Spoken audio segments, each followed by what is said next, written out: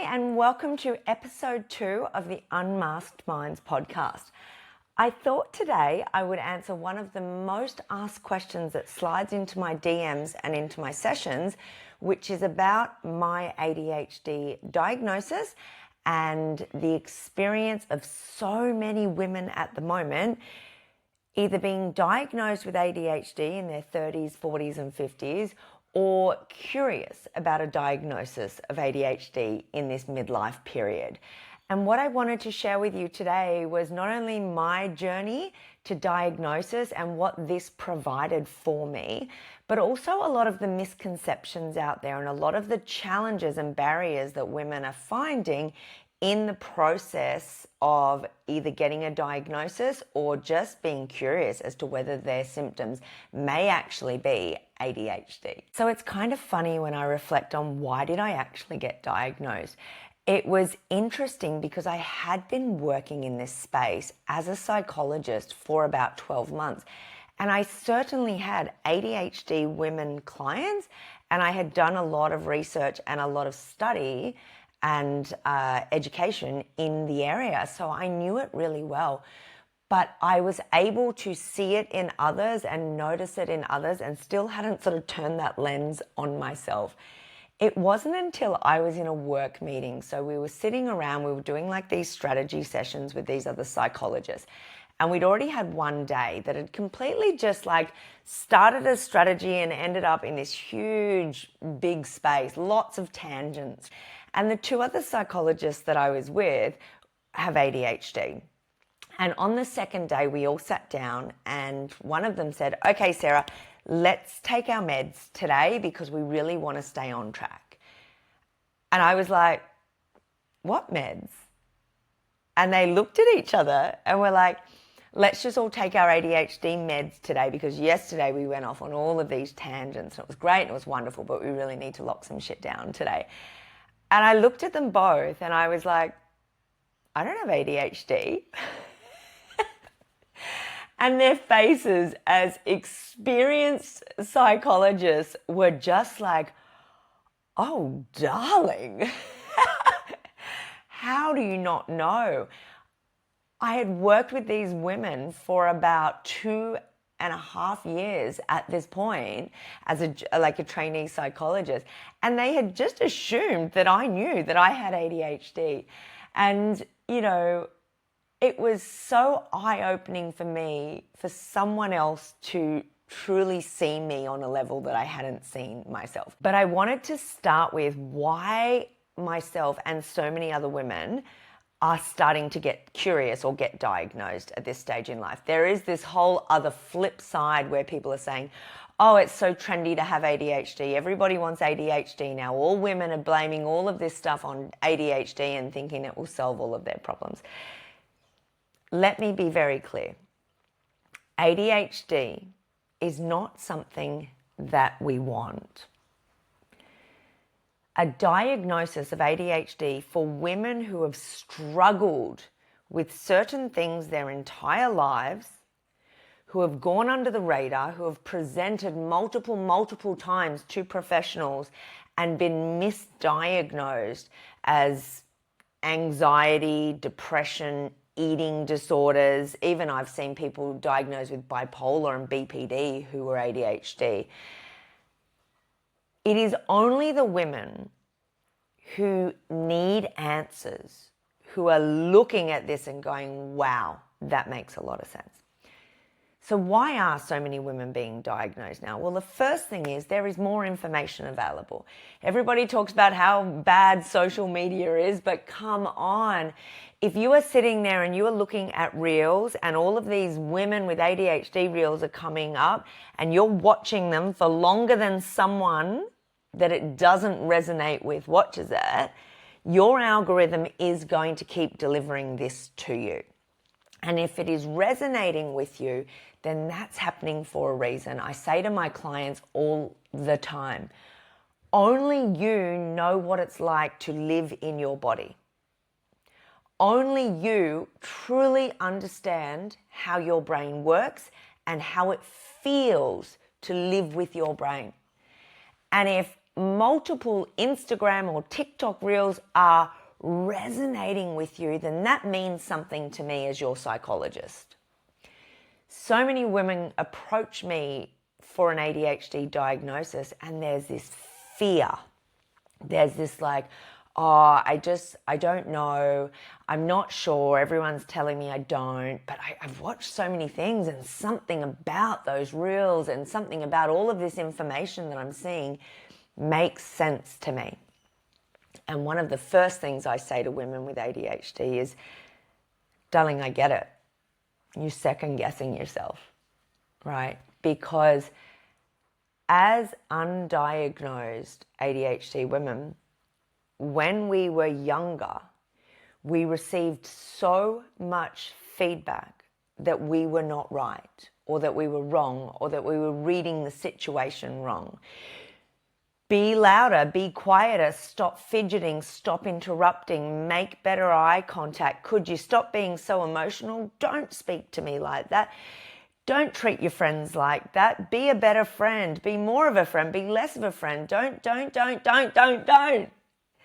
And so it's no wonder that as adults, when something starts to feel like it makes sense to us, when we start to see these things and go, wow, that makes sense for me, that we start second guessing ourselves. Most women that we're diagnosing in their 30s and 40s have this part of them where they are just so used to being hypercritical of themselves, doubting themselves, and in a lot of cases, I actually call it gaslighting themselves. No, you don't think like that. How could you think that way? You know? And so that's the first thing I really want to address is if you are watching all of this information that is now available. Now, a bit of a disclaimer, not everything on social media is evidence-based and accurate. A lot of it isn't, to be honest. However, watching people's lived experiences of ADHD is just as, sometimes even more important than looking at the diagnostic criteria in the DSM. Because when we look at diagnostic criteria in the DSM, which is the big manual that all of us health professionals use, if you want to diagnose someone with a mental health condition, they have to meet the criteria in this manual. But what we're finding, and particularly for women, is that the DSM criteria doesn't always explain the lived experience for an ADHD woman. And so if these lived experiences are resonating with you, if they're making you curious, then that means something. So not only is there more information available now for people to digest and to process, but the information is changing. The research on specifically women with ADHD is happening now and has happened recently. Whereas 30 years ago, when most of these women were 6 to 10 years old at school, majority of the research was done on males. So the research was done on males, and what we're finding out now is that males and females can present very differently with ADHD. Now let me give you an example. When I was younger, the kids with ADHD were the naughty boys in the classroom. They were the ones that when the teacher was talking, they were hyperactive and they were distractible, and it was a huge behavioral thing. They were throwing shit around the rooms, and you always knew the naughty boys who had ADHD, right? Now, when we're talking about ADHD, we talk about two types: inattentive type, hyperactive type, and then we have the combined diagnosis of both inattentive and hyperactive. So historically and traditionally, what we all knew ADHD to be was this hyperactive type, where we saw these externalized behaviors in little boys who were being really naughty. So whilst the boys were jumping around the classroom with their hyperactive type ADHD, a few things might have been happening with the girls. Number one, girls present differently. So often what we notice is their hyperactivity and their inattentiveness is more internalized than externalized. It's more it more comes out as, racing thoughts and looking out the window and doing all of this stuff that isn't necessarily obvious to people observing us. The second thing that's really important when it comes to girls and women is society's expectations on girls.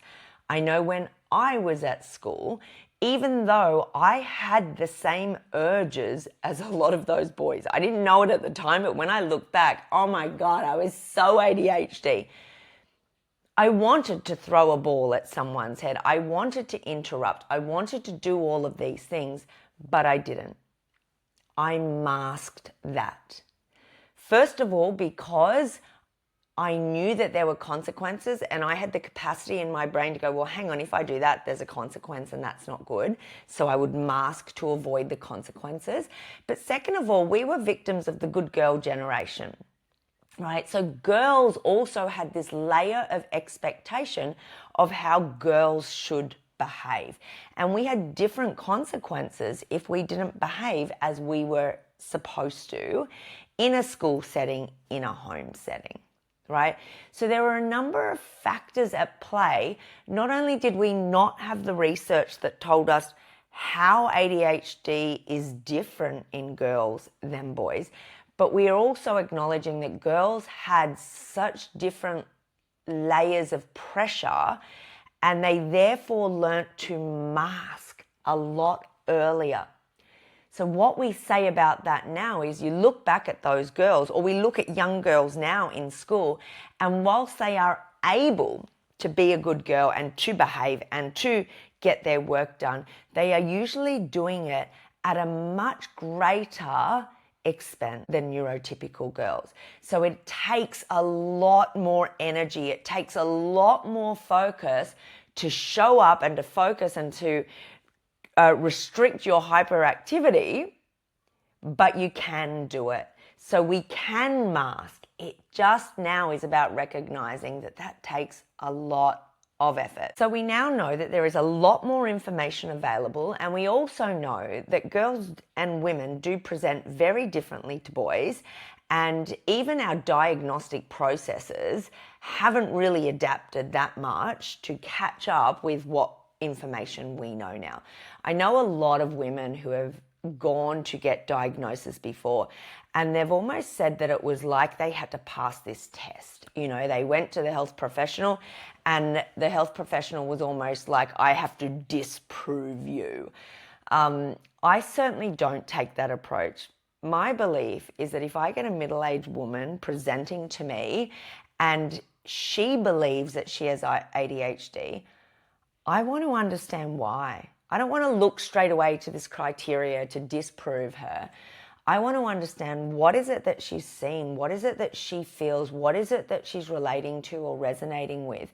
Because her lived experience is going to give me so much more information about how her brain works and how it feels to live in her body than checking her off against a list of criteria. So we finally get to the big question: why are we all being diagnosed now in our 30s, 40s, and 50s? And I've already gone through some of the reason. The information has changed and it's more readily available now. That plays a huge role in why we are getting diagnosed later. But the second thing that's really important to talk about is masking and mental load. So I spoke earlier, as girls, we learnt to mask a lot earlier. We learnt to camouflage and assimilate and be what we needed to be for everybody else in whatever environment that was. But it takes a toll because it takes a lot of effort.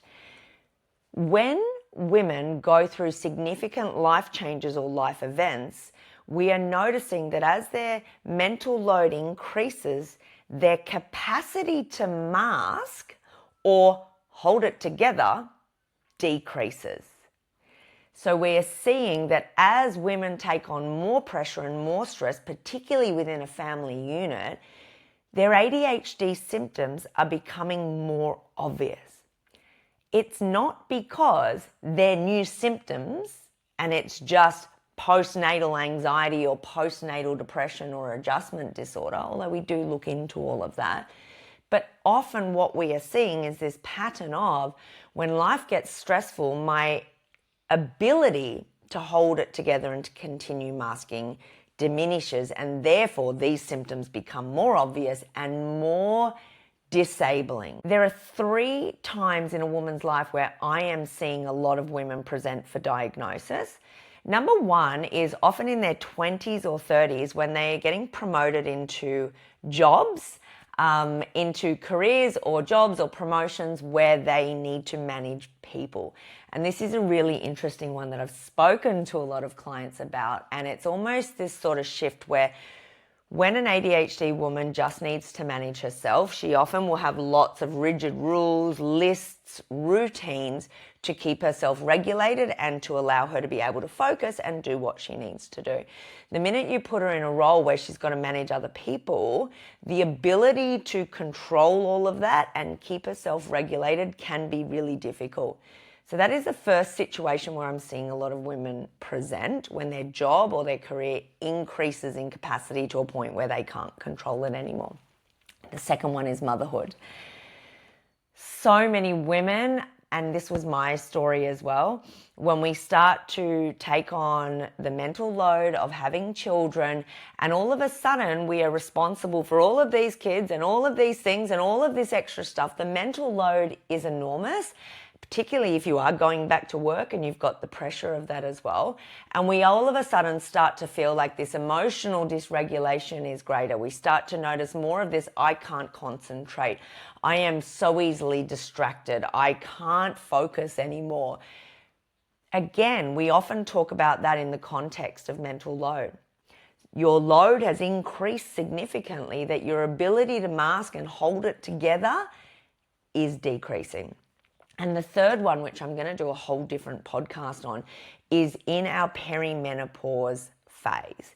Now, this one is less about the mental load and more about what's happening with our hormones in our body. Very briefly, perimenopause is a period for up to about 10 years before you reach menopause. Now, menopause is the one day, 12 months after your last period. Anything up until that, when we're having fluctuations in hormones, which I said can go for up to 10 years before that, we call the perimenopause. So during this perimenopause phase, we can see so many fluctuations in our hormones. Now, estrogen plays a huge role in the female system. What we know about estrogen is it also plays a huge role in regulating our dopamine. Now, for people with ADHD, one of our core issues is dopamine regulation. That's why we're so inattentive and distractive and hyperactive, is because we are constantly seeking dopamine. So when you get an ADHD woman and she hits perimenopause, the ability to regulate her dopamine even decreases further. So that is another phase where we are starting to see ADHD women presenting for diagnosis in perimenopause, because all of a sudden it just feels like they can't keep it together anymore. They can't control all of this stuff. And what we're starting to look at now, and there's a lot of research coming out about this. There's some recent research that said that ADHD women experience perimenopause on a much greater scale than neurotypical women, but also that perimenopause exacerbates ADHD symptoms significantly, which is why we're seeing so many women present for diagnosis during perimenopause. Another question that I get asked a lot is, why bother? Why, as a woman in her 40s, should I get diagnosed with ADHD when I've when I've made it this far in my life? And that is a very personal question, and only an individual can answer that. But some of the things I might discuss with my clients would be, what would it mean for you? If you're just looking for a label for the sake of a label to stick it on you, and it's not going to do anything for you, then yeah, maybe there is no point. But when people say, oh, you just want another label, I often gently say, well, what are the labels you've given yourself or other people have given you that this one label of ADHD could replace? Do you tell yourself you are lazy, you are dysfunctional, you are inattentive, you are distracted, you can't do anything right, you're moody, you're angry, you're sad, you're a bad friend, you're a bad wife? if your symptoms contribute to those labels and we can remove all of those labels and replace it with ADHD, then that could be a very, very good thing for you. Because what I noticed, and this was certainly the case for me, having a diagnosis of ADHD allowed me to look at myself and allowed me to look at my symptoms through a different lens. It almost was like a ticket to self-compassion. I was now able to look back at my whole life, and I actually did some EMDR trauma work to go back and look at things that happened to me as a child, as an undiagnosed child, and how that affected me and my nervous system for the rest of my life. And I can talk about that in a separate podcast if that interests people. But it allows you to go back and look at this little girl who thought she wasn't good enough, who thought she was too much, who thought she wasn't worthy, who thought nobody liked her, who struggled to make friends, who struggled to focus, who had to work really hard for things that other kids didn't have to work really hard for, who was put down for being emotional, all of that. It allows us to look back and reparent ourselves in a way and look back at those versions of us or those parts that still exist within us and see us and ourselves differently. One of the reasons many women are presenting for diagnosis now is that we are supporting our children, and as our children are going through the diagnostic process, we're like, oh my God, me too. That was my experience. That's me. And what a beautiful thing that we are being such attentive, supportive, wonderful parents supporting our children, but it's making us realize that we didn't have that level of support when we were younger. Now, another reason to get diagnosed would be to access medication. Now, I'm not a doctor, so I won't talk too much on this. If you really want to try medication, the go-to medication for ADHD is a stimulant type medication, then you will at this stage need a prescription from a psychiatrist. Now, I say at this stage because a lot of legislation was passed in 2025 that's going to allow GPs to access this, but I'm not sure where that's at, how many will be doing it, and what level of training they need to do to be able to do that. But I hear wonderful, wonderful stories about medication for some people. I have heard countless stories where women have been on antidepressants or anti-anxiety meds or even antipsychotics to regulate and stabilize their moods for decades. And when they have been diagnosed with ADHD, they've been able to replace all of those medications with one stimulant. Now, I'm not saying that's the case for everybody, but I have just, through my clients, heard so many stories where medication has significantly helped some people. Now, other people choose not to medicate, but the diagnosis is important for them, not only to access that self-compassion, but to sort of open the door to self-understanding, self-awareness, and to accessing the tools for self-support. You know, once you know, I can type into Google or ChatGPT or whatever you're typing into these days, I have ADHD, how can I help with my time management? I have ADHD, how can I help with my mood dysregulation? I have ADHD, what tools and strategies can I use to plan my day better, to be more efficient, to not be so late all the time? It's almost like when we know, we can stop this second guessing of ourselves. I'm just lazy, I'm just this, I'm just that. And we can say, all right, what do I need to support myself moving forward? So I have a lot of clients who actually don't end up going down the medication, but really just going, okay, now I know what I'm looking for. Now I know how to see myself through this lens, and now I know how to support myself better. I also now know how to advocate for myself better. The diagnosis gives us the language to explain not only to ourselves but to others what we need and how we're feeling. And this is why a lot of people, after they're diagnosed, will continue with therapy for a period of time to work through what this means for them. To be able to articulate and to put in healthy boundaries with people where you haven't had boundaries in the past because you've thought it was all your fault. So that is a little bit of information that I often share with clients and friends around ADHD and why women are being diagnosed and whether they should be diagnosed. I love the saying that says, where there's a meme out there on Instagram where it says, everybody's getting diagnosed with ADHD at the moment, and they respond with something like, it's just like all these stars started to appear when we discovered telescopes. Women have had ADHD for a long time. They just have not been recognized. And they have been suffering a lot of the time in silence and in loneliness and with no support from medical professionals or from their friends and family, because we haven't been able to put a name to or actually understand what's going on for them. So if you think that you may have ADHD, continue to look into it. Continue to ask the questions, continue to advocate for yourself, because like I said, you are the only one that knows what it truly feels like to live in your body. And for so many women, receiving the diagnosis that you have ADHD is life-changing.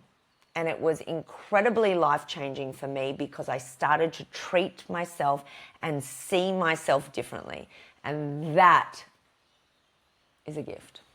Thank you for listening.